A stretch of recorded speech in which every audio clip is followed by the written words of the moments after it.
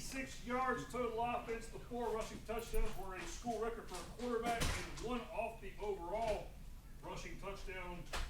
Single game record by Matt Forte, who did it twice with 5 questions. Jake, I mean, you heard your numbers just now. What was working for you the most on offense today?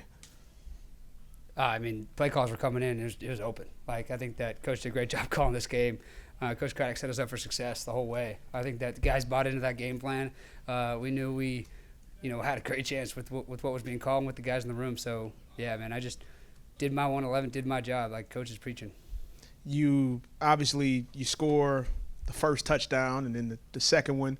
As it keeps going, you could tell that your teammates wanted to get you in the end zone for the next rushing touchdown. I mean, how good maybe did that feel to get in the end zone 4 times? And what does that say about your ability to use your legs like we've been talking about? I mean, I don't know if you've scored a lot of touchdowns, but scoring touchdowns feels really good no matter what. If I'm getting it, if running back's getting it, if receiver's getting it, I mean, it just happened to be me tonight. It feels good. The whole team feels good. You come to the sideline and you get, about 30 slaps in the head, varying levels of degree of how hard they hit you. But, no, it's awesome, man. It's fun. Playing with those guys is so fun. I mean, that last one in the corner of the end zone right there, that was awesome. That was electric. I think that it was a really cool play call.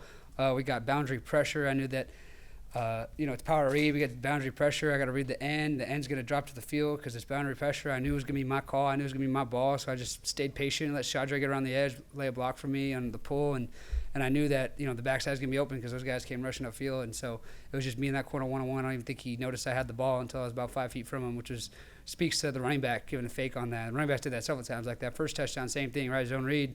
They come crashing down. The safety, you watch back that clip, he had no idea I had the ball until I was past him.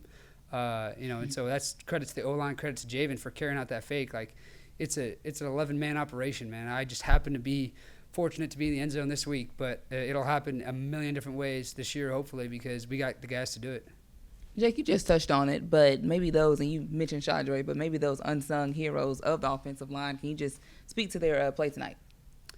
Yeah, I mean, they balled out. They played well. I stayed clean in the pocket. I think there was only 1 sack, and it wasn't really a sack. It was a 1-yard deal, and we knew that we were going to try to either get in the end zone or take the field goal in that moment, so I didn't even consider that a sack. I stayed pretty clean all night.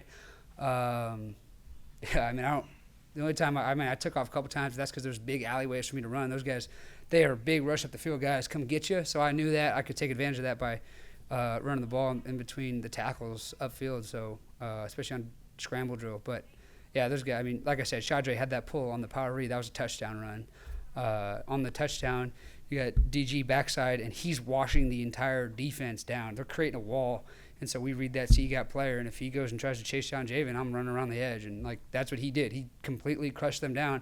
But again, go back to that clip. That entire O-line made it look like Javen had the ball, and for all they know, Javen did have the ball, right? So it's easy for them, but Javen did that, and DG washed them all down, and so I had the cleanest edge ever to run through. Pass protection all night, bull tackles. Played really well, right? Reese Baker, too. He's a young cat, and he's just a stud, man.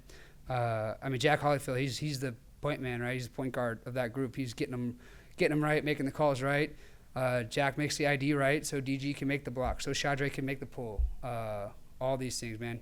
It's fun. It's fun to play behind those guys because they're gonna go out there and ball out for you, and they're tough. It's a really tough group. That's basically, there's a lot more to say, but yeah. And then just a sold-out crowd, and of course you knew there was a lot of emotion coming into this contest, but you responded obviously very well in it. What was it like playing in this atmosphere? Oh, it's fun. I think that a lot more energy here tonight, right, than game 1. So it was a blast. Love to see the fans show up, sell it out like they did. It's fun. I'm gonna keep challenging them to keep that football atmosphere high, no matter who walks in the building, right? It's pretty easy, or I should say, it's easier to do it when you got the whole, setup situation, the media and all that stuff with all the things going on. But I want to see them do it more, and I want to see that stand stay full for all 4 quarters. I want them to all finish the game in their seats. I know it's late, but I just want to see that, man. When you get a real city like this behind a football team, it's fun. Coach touched on it earlier about how they really affected the game. 2 false starts on the field goal, and then they miss it. That's not an accident. That's not coincidence that they missed it. That kicker's standing out there like, oh my gosh, I gotta wait again, back up more, gotta back up more. He's not thinking about it, and the student section screaming at him. So I've definitely been yelled at by a student section, so I know it's not exactly fun to be on the other end of it. So I want to keep our student section loud. the 4 rushing touchdowns are going to get the headlines, but you were also really efficient through the air, especially in the first half. I believe you only had like 2 incompletions in the first half, something along those lines. So speak a little bit about how the synergy between, like, how you were throwing the football today and the synergy between your ability to throw the football and how that opens up the run lanes as well. I mean, listen, we're a pretty good football team right now. We're all right, but we're going to be a lot better. We're going to get way better. You talk to anybody on this team, and they're going to tell you that. We're going to be a lot better. I'm personally going to be a lot better. I had some boneheaded plays today. Like that fumble, that's boneheaded. I can't do that. That's stupid. That's 2 weeks in a row. That's a pattern. That means that's not good, right? It's not a fluke anymore. I got to fix that. I got to look at myself in the mirror and fix that. I slid on 3rd and 10, 2 yards short of the sticks when I could have easily dove and gotten it because, you know, we're in our head about ball security. So, like, we're not even close to the finished product this team's going to be. So I'm excited to see where we go, and we're only going to get better. More efficient on offense, more efficient on defense, more efficient on special teams. Jake, Jason mentioned that you set the program record for rushing touchdowns as a quarterback. I was wondering what that means to you, specifically at Tulane as a Jew.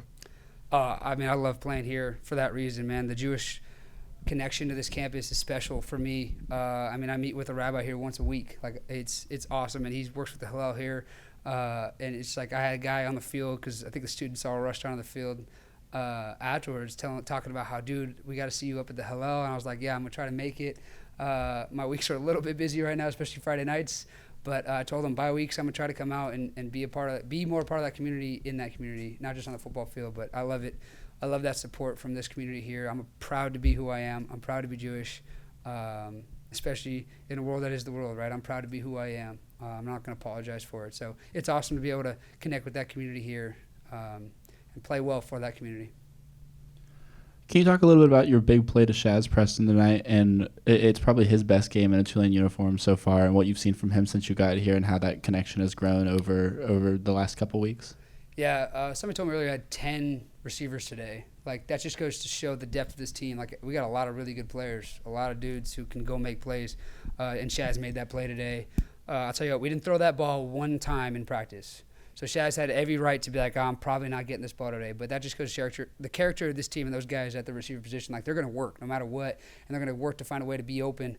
And that's what he did. He just kept running that safety. He was flat-footed and just didn't turn and run with him for some reason. So I was like, all right, Shaz, go get it. And I threw that ball high and far, and he ran underneath it and made a great catch. I think if I throw it a little further, it's a touchdown. So we work on that. But like I said, like, we didn't throw that once all week in practice. And so to see him, like, it doesn't matter. We're getting the mental reps. If this happens, I'm open. I'm scoring a touchdown. So it was awesome by Shaz. Proud of him for making that catch. Sweet. Thanks, guys.